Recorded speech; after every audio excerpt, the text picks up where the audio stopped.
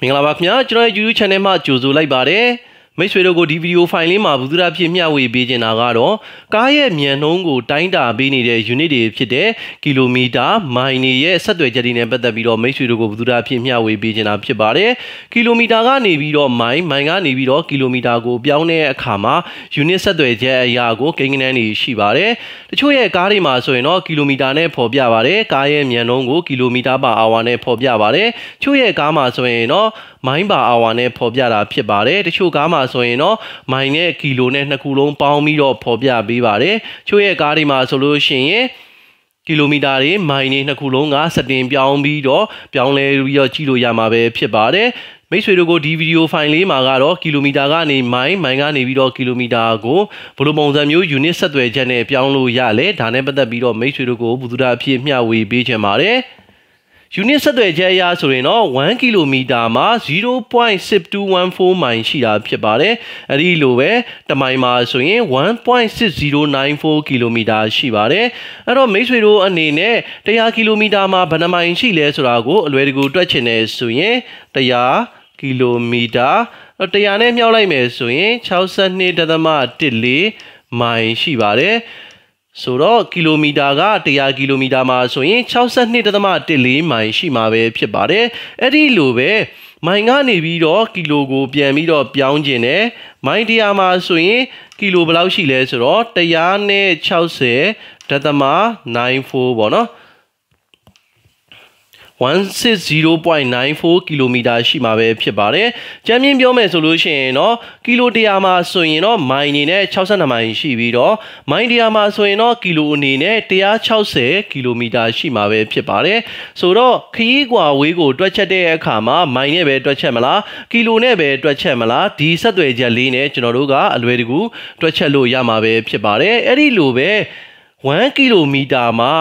ပေအနေနဲ့ဆိုရင်3280.84 ပေရှိပါတယ်အဲ့တော့ကီလိုနဲ့ပြန်တွက်မယ်ဆိုရင်ကီလိုကိုပေါ့နော်ကီလို100နဲ့တွက်ကြည့်လိုက်မယ်ကီလို100မှာဆိုရင်ဘယ်နှပေရှိလဲဆိုတော့328384ပေရှိမှာဖြစ်ပါတယ်ဆိုတော့ကီလို100မှာဆိုရင်တော့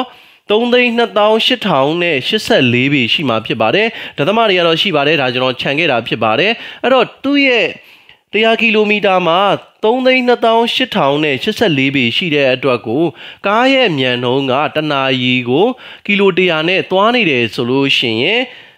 ပေအနေနဲ့ဆိုရင်တနာရီကို328,084ပေသွားနေမှာပဲဖြစ်ပါတယ်ဆိုတော့ကားရဲ့ကီလိုကဥမာအနေနဲ့100 ကီလိုမီတာပါ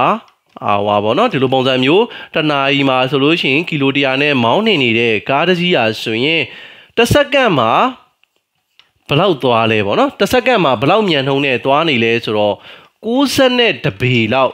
ရောက်ပါတယ်အဲ့တော့မိတ်ဆွေတို့အနေနဲ့ကီလို100နဲ့မောင်းနေတဲ့ကားတစ်စီးကတစ်စက္ကန့်ဆိုတဲ့အချိန်အတွင်းမှာ62ပေလောက်ထိကိုရောက်တာဖြစ်ပါတယ်ဒါကြောင့်မို့ကားမောင်းတဲ့အခါမှာဆိုရင်မိတ်ဆွေတို့အနေနဲ့ဖြတ်ခနဲဆိုတဲ့အချိန်ခဏလေးအတွင်းမှာကိုကားရဲ့မြန်နှုန်းကရောက်သွားတဲ့ခီးကအဝေးရောက်သွားတာဖြစ်ပါတယ်ထပ်မရှင်းပြခဲ့သလိုပဲတစ်စက္ကန့်ကို62ပေလောက်ရောက်တာဖြစ်တဲ့အတွက်ကိုခဏလေးအတွင်းမှာကားရဲ့မြန်နှုန်းကကားရဲ့အကွာဝေးကအဝေးရောက်သွားတာဖြစ်တဲ့အတွက်အမြန်လမ်းမှာကားမောင်းတဲ့အခါမှာဆိုရင်တော်တော်လေးအာရုံစိုက်ရတာဖြစ်ပါတယ်ခါလေးကြလို့ရှိရင်ရှေ့ကနေပြီးတော့တစ်ခုခုဖြတ်သွားတာခါလေးကြလို့ရှိရင်ရှေ့မှာဂွေးတွေရှိနေတာသတိမထားမိတဲ့အခါမှာ accident တွေဖြစ်တယ်ပေါ့နော်အဲ့တော့ကားရဲ့မြန်နှုန်းကဒါကကီလိုမီတာကနေမိုင်ကိုတွက်ချက်ရင်းနဲ့ဒါကျွန်တော်ဘလူးသရာဖြစ်ထပ်ပြီးတော့တွက်ချက်ပေးတာဖြစ်ပါတယ်အဲ့တော့ဒီကီလို100လောက်နဲ့မောင်းနေတဲ့ကားတစ်စီးကတစ်စက္ကန့်မှာ62ပေလောက်ပေ100နီးနီးပေါ့နော်ပေ100နီးနီးလောက်သွားနေတာဖြစ်တဲ့အတွက်မိတ်ဆွေတို့အနေနဲ့အမြန်လမ်းမှာပုံမှန်မောင်းနေတဲ့မိတ်ဆွေတွေဆိုလို့ရှိရင်တော့တော်တော်လေးဂယူးဆိုင်ရမှာဖြစ်ပါတယ်ကားရဲ့မြန်နှုန်းကအရန်ကိုမြန်နေတယ်ချို့ဆိုလို့ရှိရင်ကီလို100အထက်မောင်းကြတယ်ပေါ့နော်ချို့ဆိုကီလို140 150 160အဲ့လိုပုံစံမျိုးနဲ့မောင်းနေဆိုလို့ရှိရင်ကီလိုများရင်များသလိုတစ်စက္ကန့်အတွင်းမှာကားရဲ့အကွာဝေးပေါ့နော်ခီးအကွာဝေးကပို့ပြီးတော့များလာမယ်အဲ့လိုမျိုးများတဲ့အတွက်ကိုအရန်အာရုံစိုက်ရတာဖြစ်ပါတယ်အရန်အချိန်များသွားတယ်ဆိုလို့ရှိရင်ကားကဘလောက်ပဲ model မြင့်မြင့် brake တွေကဒါလုံးဝ desktop လုံးဝနိုင်မှာမဟုတ်ပါဘူးအချိန်ရမ်းမြင့်တဲ့အတွက်ကို brake စနစ်ရဲ့ဖွဲ့စည်းတည်ဆောက်ထားတဲ့ပုံစံအရဆိုရင်တော့ချက်ချင်းရတော့ကားကရပ်တန့်သွားမှာမဟုတ်ဘူးဒါကြောင့်မို့ဒါ accident ဖြစ်နိုင်တယ်ပေါ့နော်ဒါကြောင့်မို့မိတ်ဆွေတို့အနေနဲ့ ကားရဲ့မြန်နှုန်းကအရန်မြန်နေတာဖြစ်တဲ့အတွက်အမြန်လမ်းမှာမောင်းနေတဲ့မိတ်ဆွေတွေအနေနဲ့လည်းကားရဲ့မြန်နှုန်းပေါ်မူတည်ပြီးတော့တေချာလေး Q site စေချင်တာဖြစ်ပါတယ်မိတ်ဆွေတို့ကိုဒီဗီဒီယိုဖိုင်လေးမှာဘူဒ္ဓဖြစ်မျှဝေပေးခဲ့တာကကီလိုမီတာကနေပြီးတော့မိုင်ကနေပြီးတော့ကီလိုမီတာကိုအလွယ်တကူတွက်ချက်လို့ရတဲ့နည်းလေးကိုမိတ်ဆွေတို့ကိုမျှဝေပေးတာဖြစ်ပါတယ်မိတ်ဆွေတို့အနေနဲ့ကီလိုမီတာကနေမိုင်ကနေကီလိုမီတာကို calculator ကိုသုံးပြီးတော့လည်းတွက်ချက်လို့ရတယ်လို့ application တွေလည်းရှိပါတယ်ဒီ unit converter တွေရှိတယ်ပေါ့နော်တစ်ခုနဲ့တစ်ခုဆက်သွယ်ချက်တွေကိုပြောင်းတဲ့အခါမှာ unit converter တွေနဲ့လည်းပြောင်းလို့ရတယ်အဲ့ဒီလိုပဲ website တွေထဲမှာဝင်ပြီးတော့လည်းသူ့မှာ calculator တွေပါပါတယ်အဲ့ဒီထဲမှာလည်း unit converter တွေတစ်ခါတည်းပါတာဖြစ်တဲ့အတွက်